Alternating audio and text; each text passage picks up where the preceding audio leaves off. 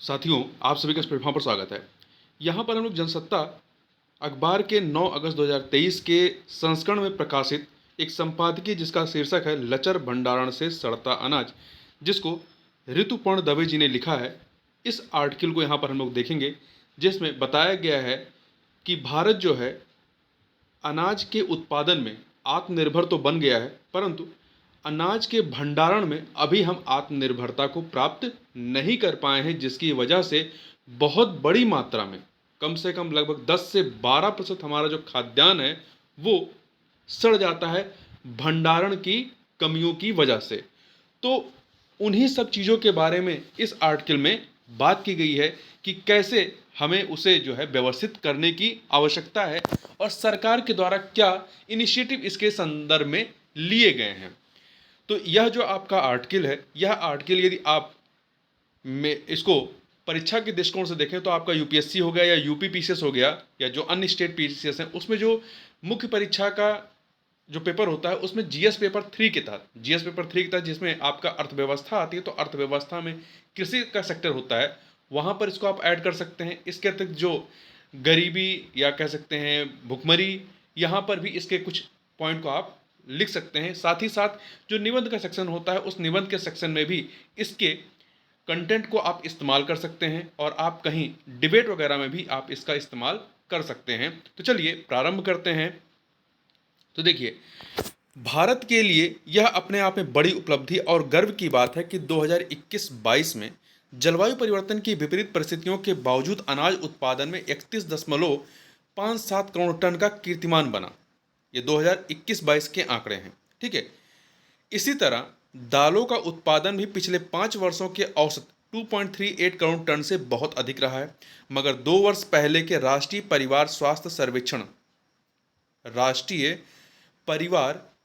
सर्वेक्षण से पता चलता है कि भारत में छोटे बच्चों की एक बड़ी आबादी को खाद्य असुरक्षा का सामना करना पड़ रहा है, जिससे उनके विकास और भविष्य के स्वास्थ्य को लेकर चिंताएं स्वाभाविक हैं।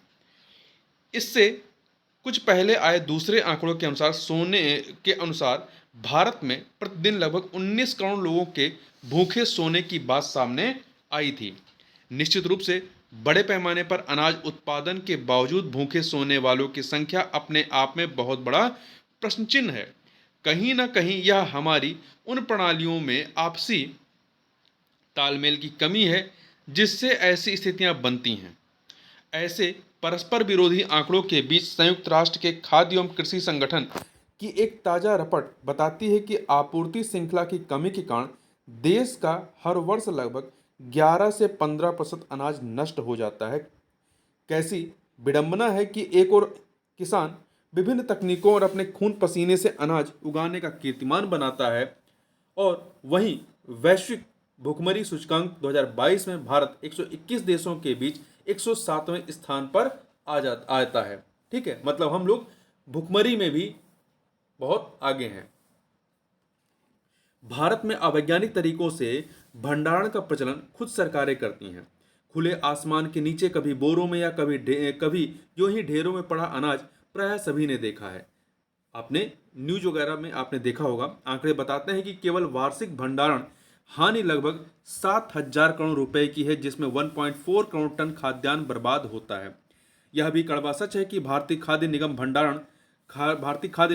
भंडारण करने में पूरी तरह सक्षम नहीं है। निगम द्वारा ना तो गोदाम बनाने में तेजी आई, ना ही अनाज सहेजने के लिए ही कोई पुख्ता व्यवस्था हो पाई है।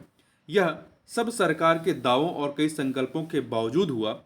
2020-21 के बजट में किसानों के लिए 16 सूत्री फार्मूले की घोषणा हुई थी।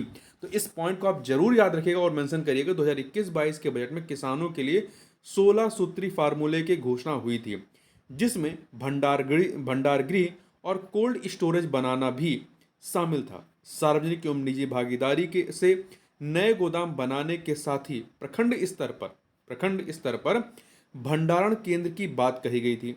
फरवरी 2021 में एक संसदीय प्रश्नोत्तर में खाद्य एवं सार्वजनिक वितरण विभाग की तरफ से बताया गया कि भारतीय खाद्य निगम ने 25 लाख मीट्रिक टन साइलो मतलब होता अर्थात थोक भंडारण का आधुनिक सुरक्षित और यंत्रीकृत क्षमता प्राप्त कर ली है, मगर निश्चित रूप से यह भी मौजूदा कृषि उपज के मुकाबले बेहद कम है।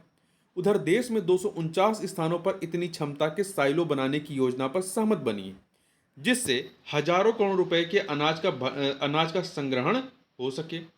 मगर लगता नहीं कि यह जल्द पूरा होने वाला है। अभी विश्व में प्रतिवर्ष लगभग 160 करोड़ टन खाद्य पदार्थ जो है वो बर्बाद होता है, जिससे 330 करोड़ टन कार्बन डाइऑक्साइड उत्सर्जित होती है, निकलती है। अगर तुलनात्मक दृष्टि से देखें तो अमेरिका और चीन के बाद कार्बन डाइऑक्साइड का सबसे अधिक उत्सर्जन खाद्य अपशिष्ट से होता है। आंकड़ों के अनुसार जितना खाद्यान्न सड़ता है वह 140 हेक्टेयर वो 140 करोड़ हेक्टेयर कृषि भूमि के रकबे में पैदा होता है। इसका मतलब है कि विश्व की 30% कृषि भूमि का जो अनाज है वो बेकार चला जाता है। खराब हुए अनाज की कीमत लगभग 750 अरब डॉलर होती है। हर कोई जानता है कि ना तो तूफान रोके रुकता है, ना ही बारिश की बेरुखी कोई रोक पाता है। अगर रोका जा सकता है तो खुले आसमान के नीचे प्लास्टिक की चादरों से ढककर भंडारण की बदहाल और भ्रष्ट व्यवस्था। अभी मानसून का मौसम है, लेकिन भारी गर्मी में बारिश हो जाना अब आम बात है। बीते कुछ दशकों से तमाम पर्यावरणीय विक्षोभ तस्दीक भी करते हैं। सड़ांध मारती अनाज भंडारण व्यवस्था या लीपापोती का जुगाड़ जो भी कहें, हर बार हजारों मीट्रिक टन अनाज खुले आसमान के नीचे भीगा कर ऐसा खराब करता है कि पशुओं का निवाला तक नहीं बन पाता। जिम्मेदार बड़ी ही आसानी से सारा दोष बारिश के मत्थे मढ़कर बच या बचाए जाते हैं, जो खुद बुलाई आपदा के वास्तविक दोषी हैं। हाँ, मिट्टी में मिलती है तो किसान की मेहनत, जिसने बड़ी लगन से फसल उगाई, मंडियों तक पहुंचाई। यह भी सच है कि किसान हमारी अर्थव्यवस्था की रीढ़ है। 47% भूभाग में खेती होती, ध्यान रखिए 47% भूभाग में खेती होती और 70% आबादी इसी पर निर्भर है। किसान अच्छी फसल उगाने में प्रायः सफल होता है, लेकिन इसी फसल का खुले आसमान के नीचे जो भंडारण होता है वही बड़े प्रबंधकीय खेल का हिस्सा होता है। खरीद फरोख्त का असली सच यही छिपा होता है, जो बारिश में अनाज भीगते ही दफन हो जाता है। इसके बाद शुरू होती है आंकड़ों की नई बाजीगिरी। भरपूर पैदा हुए अनाज की फाइलों की भाषा बदलने लगती है। पहले की भाषा में फसलों की खुले आसमान के नीचे सुरक्षा की कोशिशों का वर्णन होता है, जो बाद में एक टीप में बदल जाता है और नई इबारत लिख जाती है, जिसमें लाखों खर्च के बावजूद नीली पीली पॉलीथीन की मोटी तिरपाल फसल को नहीं बचा पाई।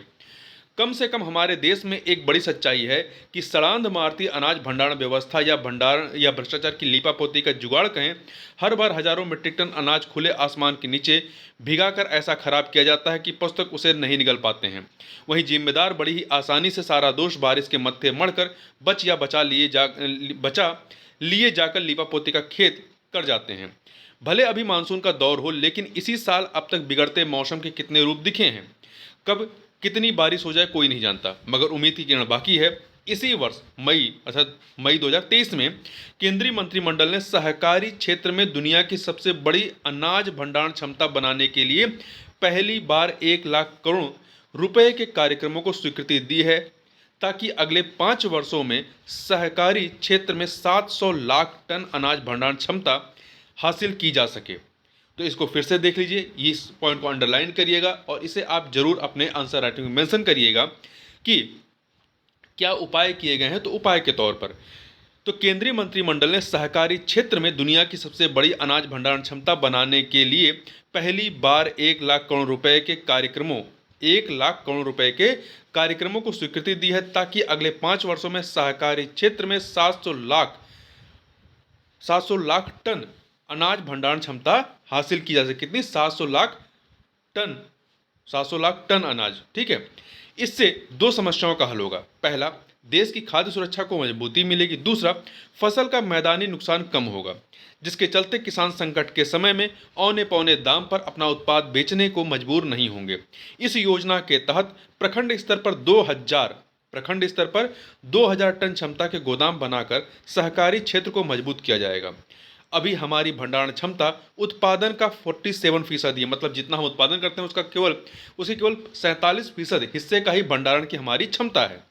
खाद्य और कृषि संगठन यानी FAO, जो संयुक्त राष्ट्र संघ की सबसे बड़ी विशेषज्ञता प्राप्त एजेंसियों में से एक है, के अनुसार चीन दुनिया का सबसे बड़ा कृषि उत्पादक देश है। यहाँ बीते वर्ष 65 करोड़ टन अनाज का उत्पादन हुआ। कितना? 65 करोड़ टन अनाज का। जबकि यहाँ गोदामों की क्षमता कितनी है? 70 करोड़ टन की है। मतलब जितना उत्पादन की उससे उससे अधिक उनकी भंडारण क्षमता है। तो ये बहुत ही बेहतर स्थिति है उनकी। तो ये इसीलिए कहा गया कि निश्चित रूप से भारत को भी ऐसी ही क्षमता हासिल करनी होगी। खाद्यान्न भंडारण की इस क्षमता को हासिल कर जहां हम अनाज को सड़ने से रोक लेंगे, वहीं दुनिया में सबसे बड़े अनाज भंडारण की क्षमता के साथ नई ऊंचाइयों को भी छू लेंगे। बस देश को उस दिन का इंतजार है जिससे एक साथ कई उपलब्धियों का सेहरा भी हमारे माथे पर होगा। तो इसमें इन पॉइंटों को, जो भी इसमें इंपॉर्टेंट पॉइंट, उनको आप जरूर मेंशन करिएगा। ठीक है, जैसे कि हम चाइना के साथ तुलना करते हुए बता सकते हैं कि चाइना की भंडारण, हमारी जो भंडारण क्षमता है हमारे कृषि उत्पाद का केवल 47% है। केवल 47% है। जबकि चाइना में जितना खाद्यान्न उत्पादन है पिछले वर्ष 65 करोड़ टन हुआ, जबकि उनकी भंडारण क्षमता 70 करोड़ टन है। जितना उत्पादन है उससे कहीं अधिक उनके पास भंडारण क्षमता है। तो इस प्रकार से इस वीडियो में बस इतना ही। मिलते हैं नेक्स्ट वीडियो में, तब तक के लिए बहुत बहुत धन्यवाद।